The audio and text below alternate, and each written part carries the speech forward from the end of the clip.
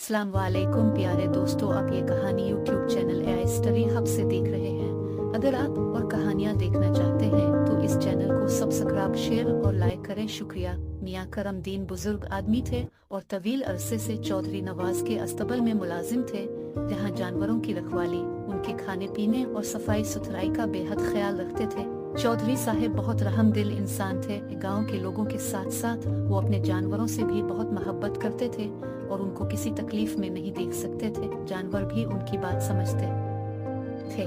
एक दिन करमदीन ने आकर चौधरी साहब को बताया कि उनकी पसंदीदा गाय भूरी चारा नहीं खा रही है। चौधरी साहब तड़प कर अलिफाट है और हुक्म दिया कि जाकर हकीम साहब को ले आए। वो खुद बड़ी देर तक भूरी को पचकरती रहे, मगर उसने चारे की तरफ देखा तक नहीं। इस दौरान हकीम साहब भी पहुंच गए। उन्होंने भूरी का मुकम्मल मुआयना किया और बताया कि वो बिल्कुल ठीक है। न जाने क्या वजह है। हकीम साहब ने करमदीन से सवाल किया, तुम तो जानवरों का बड़ा ख्याल रखते हो, आज कोई और तो जानवरों पर मुकर्रर नहीं था। करमदीन ने कहा, जी हाँ हकीम साहब, आप बिल्कुल ठीक कह रहे हैं। आज मुझे जानवरों का चारा लेने मंडी जाना था। मैंने दूसरे मुलाजिम मुराद से जानवरों का ख्याल रखने को कहा था। हकीम साहब ने फौरन मुराद को बुलवाया और इससे पूछा, तुम जानवरों की देखभाल किस तरह करते हो?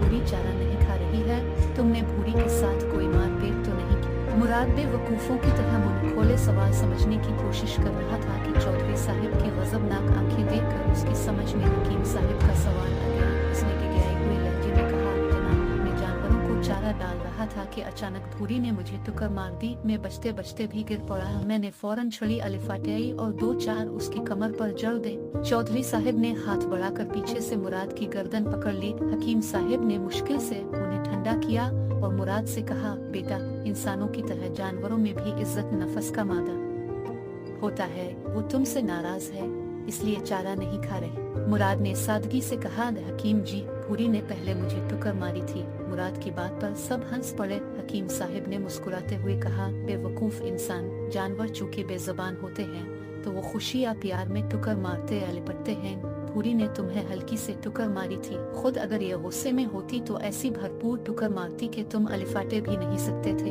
अब हम लाख कोशिश कर लें, वो कुछ नहीं खाएगी जब तक तुम उसे नहीं मनाओगे। मुराद बेहद शर्मिंदा था। उसने चौधरी साहब से माजरत की और भूरी को प्यार करने लगा। भूरी ने अचानक गर्दन घुमाई। मुराद अलिफा कर पीछे हट गया। सब हंस पड़े और भूरी ने चारा खाना शुरू कर दिया।